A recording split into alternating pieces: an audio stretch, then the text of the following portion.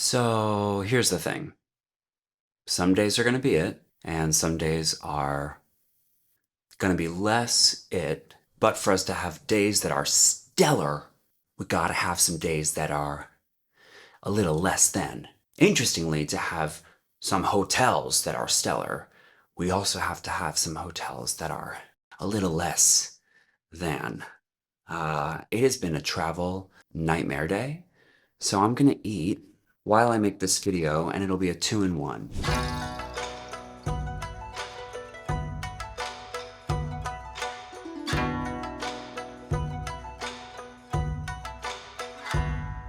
We're trying Lawson's for the first time. Family Mart, 7-Eleven, Mini Stop or something. These are all convenience stores here in Japan. And Lawson is one of them. I see it everywhere, so it's like in the top 3.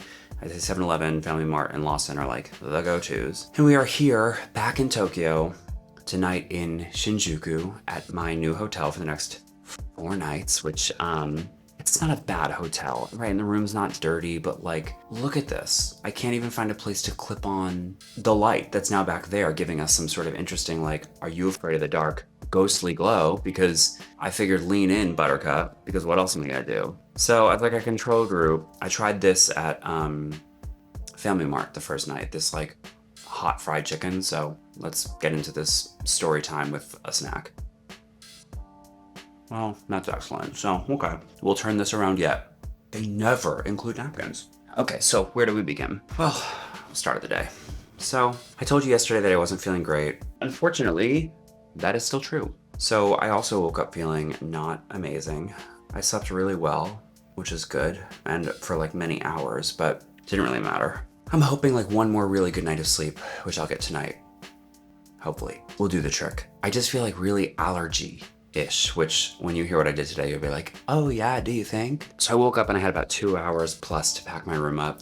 Plenty of time. I'll also say, like, this is a note for future Justin and as a note for anybody who's planning travels. I really thought I aggressively overpacked for this trip. Honestly, no.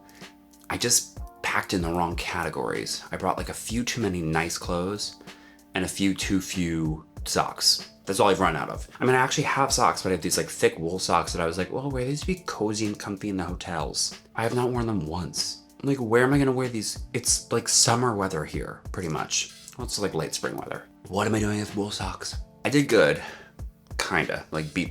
Packing was fine. It's like that towards the end of trip packing where everything sort of gets like rearranged because it can't possibly fit in the same orientation that it was on your way there. I really don't know how they do this. It's like juicy but crunchy, but from a convenience store. Very good. So that was the morning. And my travel home from Osaka last night was such a nightmare because again, I put in Kyoto Station instead of my just fucking hotel because I was like, I know where I'm going. Reader, no he did not. Oh, it's gonna be like the Mary Poppins bag of like drinks and snacks over here, by the way. I'm not a huge soda drinker, but like when a girl needs a Coke Zero, she needs a Coke Zero. I was so frustrated yesterday that I was like, I don't even know if I want to go to Nara, which was the plan today. And that's ultimately what I did. Oh God, so good. I was just so frustrated by my travel home last night that I was like, I don't even know if I'm gonna want to do this.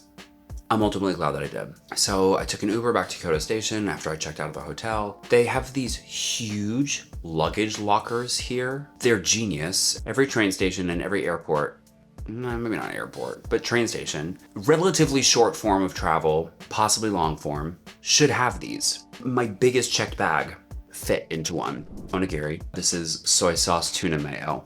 I don't know. It's nice and needs like salt. No, it's good. You don't get much of the soy sauce. The soy sauce is not very pronounced. Like you could use a little more actually. So I popped my luggage in the luggage locker and I took the train to Nara.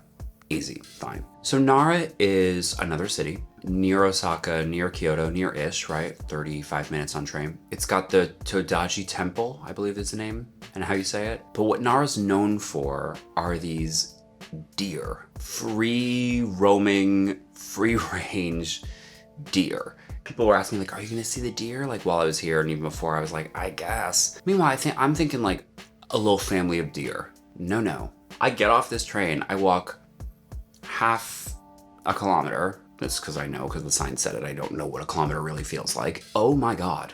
There are so many deer there, just laying about, walking about, next to the people, being fed by the people, posing for pictures, bowing. They really bow. Not all of them, but like some of them really do. I don't know if they were trained to bow. All of it's unclear. If for nothing else, the deer were like amazing. My allergies, why I mentioned them before, is like deer, which like I'm not inherently allergic to deer, but just like animal fur in general. I was like, we're not really doing me any favors today, are we? Like Nara Park, which is where I knew I was going to be, is this beautiful, truly, truly beautiful, massive, vast greenery space. And my body was like freaking out. But that's where the Tadachi Temple is. I really should look that up and make sure it's correct, but I don't know where my phone is, so gone with the wind, bullseye.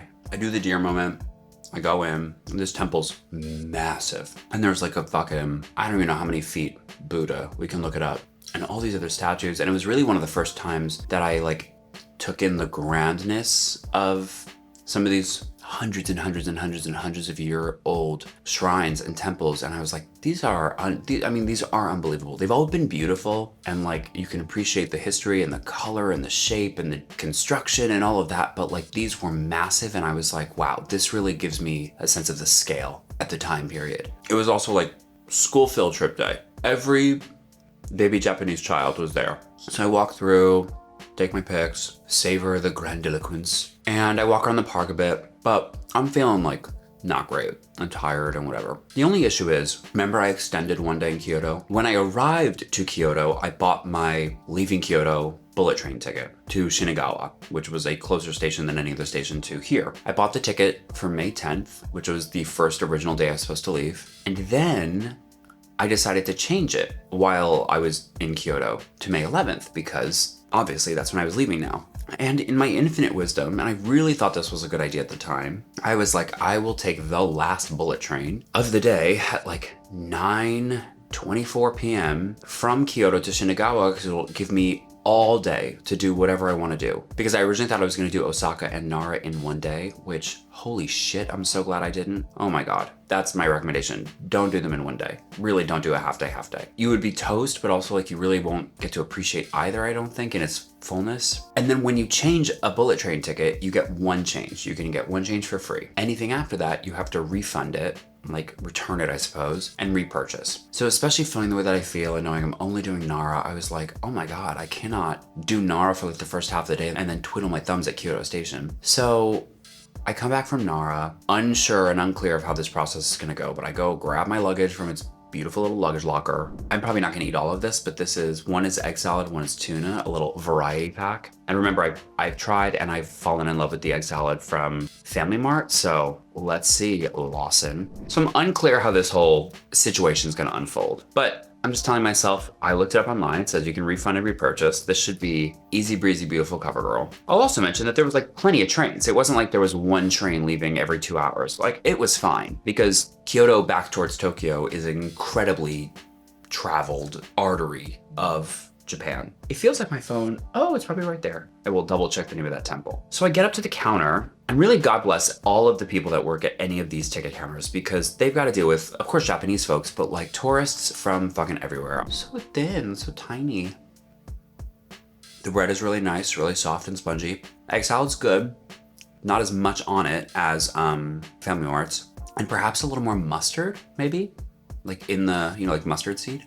I'd still do Family Mart's first. I have so much respect for anybody in hospitality, transportation, who has to deal with people speaking in different languages all day. I cannot imagine. And this man helps me and he's very, very kind. And I prepared, I typed everything into Google Translate, English to Japanese. I had like screen caps ready to go. Hello, can you please help me refund and repurchase for an earlier Shinkansen, which is bullet train. I'm in a green car, reserved seat, oversized baggage, the same thing I did on the way there. Now, I don't actually understand what transpired because he basically was like, we shouldn't do a refund. I think maybe because there's like maybe a charge associated or something, and it was gonna be a high charge and he didn't want me to have to pay that, which I do appreciate. But instead he basically told me to take my ticket and go for an earlier train and then ask the train crew if I could ride it. Because he looked and there were seats available, the kind that I needed, right? Because there's not a ton of those green car reserved seats on each train. This is the tuna. I like it. It's good. No, I do like it. It's good. It needs something like crunchy. It needs like a textural difference, like onion. But I also I love onion in my tuna. But it's nice. Would eat again. The plan I constructed in my head Because again, on the bullet train, the whole thing is you get your food, you get a drink, whatever. I wasn't gonna get a drink. I wanted water because like this whole mess. So first, it's 4:28 p.m. and he looks at the screen. He's like, so go and catch this 4:36. But what, sir? No, I can't. My anxiety went like vroop. I cannot run for this train with 2 huge suitcases. And he was like, it only takes 5 minutes to get there. And I was like, sir? That's what it was. It was like 4:28 to 4:36 or like, I had like between 6 and 8 minutes before the thing departed, and he was like, it only takes 5. And I was like, okay, is there anything after that? At 4:45. So I bought myself like 9 or 10 extra minutes. All I wanted to do was grab food really quickly. And he basically said, you're gonna talk to the train crew and say, can I please ride this early? And show them the ticket. I was like, okay. I really didn't understand. I was like, Liv, let's see how this goes. I go, I get like a fried chicken bento box as he's eating fried chicken.